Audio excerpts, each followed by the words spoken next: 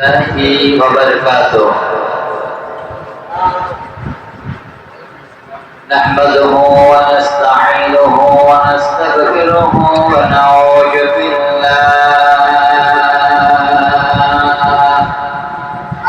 ونعوذ بالله من شرور أنفسنا ومن سيئات أعمالنا من يهد الله فلا مضل له ومن يضلله فلا هادي له ونشهد أن لا إله إلا الله وحده لا شريك له ونشهد أن سيدنا وحبيبنا ومولانا محمدا عبده ورسوله الذي أرسله بالحق بشيرا ونذيرا وداعيا إلى الله بإذنه والسراجا منيرا فقد قال الله تعالى في كلامه المجيد والقرآن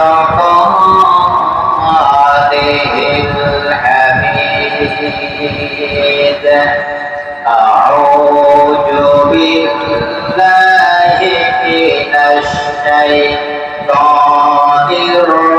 الرجيم بسم الله الرحمن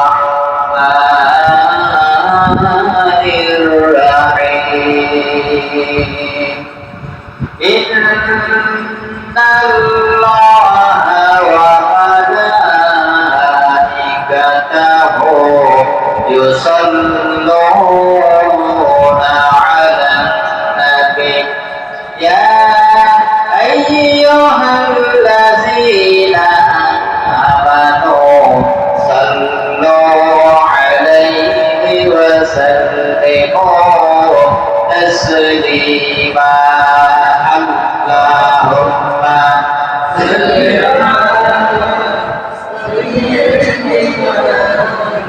مولانا محمد وعلى آله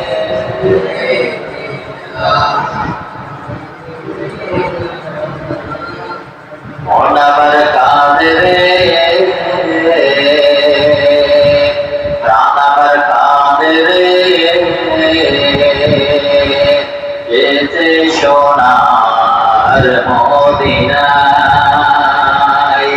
মোনাবার কাঁদরে প্রাণাবার কাঁদরে যেতে সোনার মদিনায় যে মদিনায় শুয়ে আছে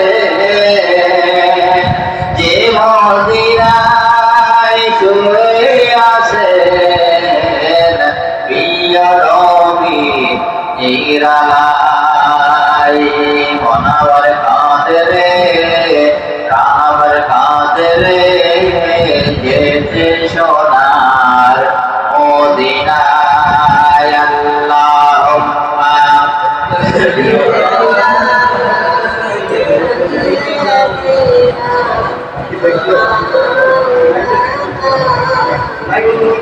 وعلى آل سيدنا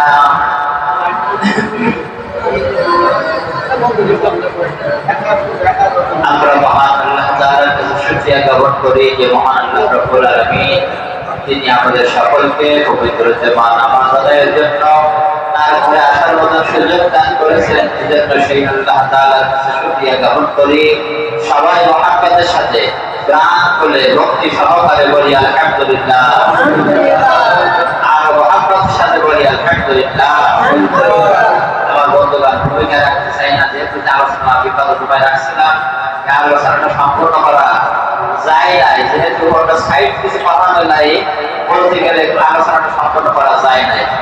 কিন্তু বিগত জমায় আমাদের আলোচনার প্রেক্ষাপটটা কি ছিল যে আমরা আল্লাহ তাআলার কেন ইবাদত করব, তাই তো নাকি? আমরা আল্লাহ তাআলা ইবাদত করব। কেউ চাকরি করে, কেন চাকরি করবে? এটাই আছে।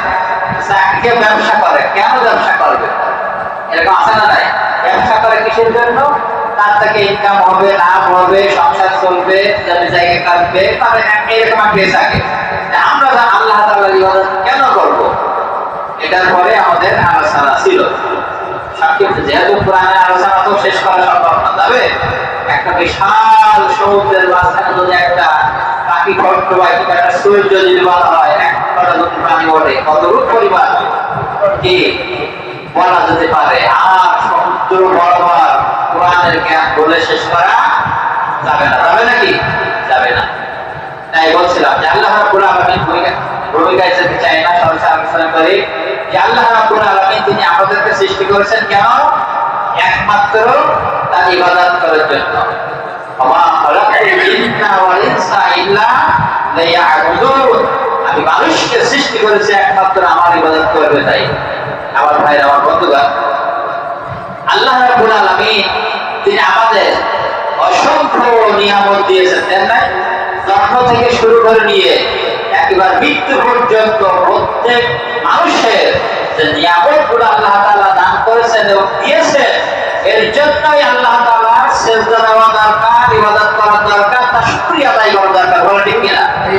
আমরা মনে করি আমি চাকরি করি, আমি ব্যবসা করি, আমি ইনকাম করে খাই, হ্যাঁ, আল্লাহ কি আমার খাওয়ায় নাকি? এই বিশাল জমি যদি আল্লাহ সৃষ্টি না করতো, যে আপনি চাকরি করতেন কোথায়? আপনি খাদ্য উৎপাদন করছেন কোথায়? জায়গা আছে? আল্লাহ রাব্বুল আলামিন বিশাল আসমান এবং জগৎকে সৃষ্টি করেছেন বান্দার কল্যাণের জন্য। এই জন্য আমাদের শুকরিয়া আদায় করা দরকার, আছে না? আল্লাহ রাব্বুল আলামিন বলেন, লা ইন শাকারতুম ওয়া লা আযিদান্নাকুম ওয়া লা ইন কাফারতুম ইন্না আযাবি লাশাদীদ। আল্লাহু আকবার। আল্লাহ রাব্বুল আলামিন বলেন, আমি যে মানুষদেরকে নিয়ামত দিয়েছি, এই নিয়ামতের যদি তারা শুকরিয়া আদায় না করে, শুকরিয়া আদায় যদি করে, আমি আল্লাহ রাব্বুল আলামিন ওই মানুষের নিয়ামতকে আরো আরো বৃদ্ধি করে দিব। সুবহানাল্লাহ। কিন্তু আমি আল্লাহ রাব্বুল আলামিন যে নিয়ামত দিলাম, এই নিয়ামত পাওয়ার পরে কোন ব্যক্তি শুকরিয়া আদায় করলো না, ওই ব্যক্তি বলে করলো আমার ঘরে ইনকাম হয়, আমি সবকিছু করি, আমার বাবা করে গেছে, আমার দাদা করে গেছে, আল্লাহ কি করেছে? আল্লাহ রাব্বুল আলামিন বলছে, এই ব্যক্তি যদি আমার নিয়ামত পাওয়ার পরে শুকরিয়া আদায় না করে, আল্লাহ রাব্বুল আলামিন বলছেন, ইন্না আযাবি লাশাদীদ। আল্লাহু আকবার। আল্লাহ রাব্বুল আলামিন বলছেন, ওই ব্যক্তির জন্য কঠিন কঠিন যন্ত্রণাদায়ক আযাব, ইন্না আযাবি লাশাদীদ, অত্যন্ত কঠিন যন্ত্রণাদায়ক শাস্তি তার জন্য অপেক্ষা করতেছে। আল্লাহ স্পষ্ট ভাষায় বানাই দিয়েছে যে বান্দা, তোমাকে আমি সৃষ্টি করলাম, আর তুমি আমার ইবাদত করবে না, আমার গোলামি করবে না, আমার দাসত্ব করবে না, আমার নিয়ামতের শুকরিয়া আদায় করবে না। বান্দা, ইন্না আযাবি লাশাদীদ। তুমি যেই প্রেসিডেন্ট হও না কেন, মন্ত্রী হও না কেন, ভ্যান হও না কেন, রিকশা হও না কেন, আমার আযাবের জন্য তুমি অপেক্ষায় থাকো নাকি? আমার আযাবের জন্য অপেক্ষায় থাকো, আল্লাহ বলছেন। তাহলে আজকে আমাদের আল্লাহ তাআলার ইবাদত করা, গোলামি করা, দাসত্ব করা, প্রশংসা আদায় করা দরকার, আছে না নাই? আজকে পর্যন্ত আপনি আর আমি যে নিয়ামত পেয়েছি, নিয়ামতের শুকরিয়াকে আদায় করেছি? সকালবেলা ঘুম, আপনাদের ঘুমাই, আপনাদের ঘুমাই, এই ঘুমটাও নিয়ামত নাকি? নিয়ামত না? আপনি আর আমি হঠাৎ আজকে বুকে হাত দিয়ে যে আমাদের যাতে ভালো ঘুম হয়, কোনোদিন এটা চিন্তা করেছি কিনা? আপনার কোনো প্রশংসা আদায় করেছি কিনা? অথচ আপনার বাসার দিকে তাকিয়ে দেখেন, কোনো না কোনো ব্যক্তি তার ঘুম আসে না, ঘুমের বড়ি খায়, তারপরেও ঘুম আসে না, তার ঘুমের কত কষ্ট তার কাছে জিজ্ঞেস করে দেখেন। কিন্তু আপনি আর আমি সুস্থ আছি, রাত্রে যখন 9টা বাজে 10টা বাজে শুই, একবার ঘুম আসে, ফজরের আযান দিলে একবার চিন্তা হয়ে যায়, সেই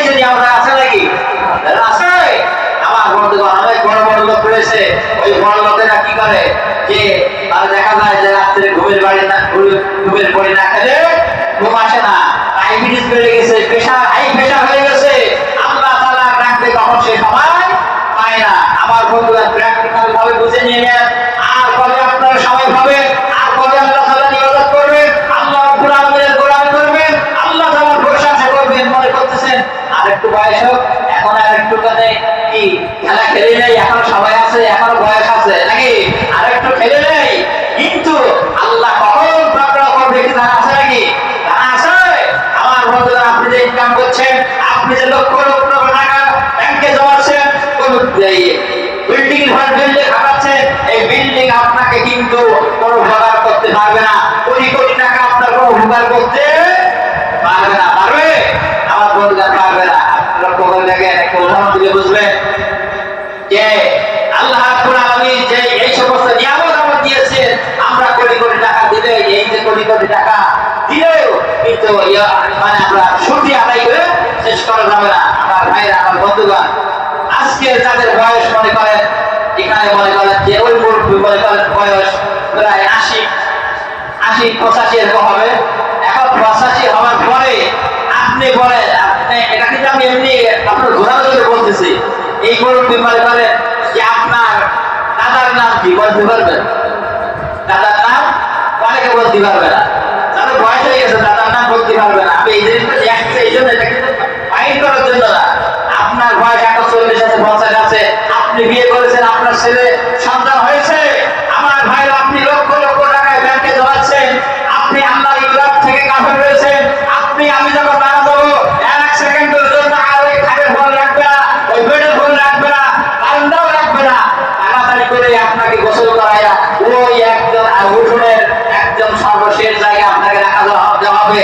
এরপর লোকজন আপনাকে এসে দেখবে, আপনার টাকা কোনো কাজে আসবে না, আপনার বিল্ডিং কোনো কাজে আসবে না, আপনার সন্তান যেটাকে আপনি পায়ের মাথার ঘাম ফেলে কষ্ট করে যে সন্তানের জন্য আপনি ইনকাম করলেন, লক্ষ লক্ষ টাকা রেখে গেলেন, ওই সন্তান যদি মানুষ হয় তাহলে ভালো, আর যদি মানুষ করে না দেওয়া যায় তাহলে ওই সন্তানের জন্য ওই সন্তানরা ওই অর্থ সম্পদ ভোগ করবে, আপনার অর্থ সম্পদ ভোগ করবে, কিন্তু আপনার জন্য আমার জন্য দোয়া করবে না। আর ওই ছেলেরা যখন তাদের সন্তান হবে, আমি যখন মারা যাবো, ওই ছেলেরা যদি আমাকে না থাকে, বলে আমার দাদা, আমার ছেলে বিয়ে করেছে, বিয়ে করার পরে তাদের বাচ্চা হয়েছে, তাহলে আমি কি হলাম? দাদা হলাম না?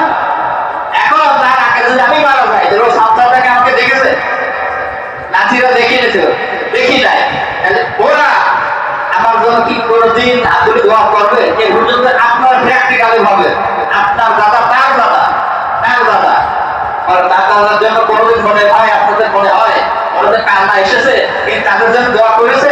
সর্বোচ্চ হলে আপনার আব্বা মারা গেছে, আব্বা পর্যন্ত। আর যদি দাদাকে দেখে থাকে তাহলে দাদা পর্যন্ত, ওর মারা যায় না, যাবে না। তাহলে আপনি যে অর্থ ইনকাম করলেন, আপনি যেগুলো আয় করলেন, ব্যয় করলেন, আমার বন্ধু না, তাহলে ওই যে আমার পূজা হবে, তার পূজা হবে, এইভাবে ওরা কি আমার জন্য ব্যয় করবে? অনেক ব্যয় করবে। লক্ষ লক্ষ কোটি কোটি টাকা যায়, আমি ইনকাম করলাম, আমি সব কিছু বাদ দিয়ে নামাজ আল্লাহ ফরজ করেছে, নামাজ যখন ডাক দিল আমি নামাজ দিতে পারলাম না, আমি যদি যাই তাহলে আমার ওখানে গেলে 10,000 টাকা লাভ হবে, ওখানে গেলে 10,000 টাকা ইনকাম হবে, ওর পিছনে আমি ছুটলাম, আল্লাহ দিকে ছুটলাম না, আমার বন্ধু ওই টাকা ভোগান আসবে?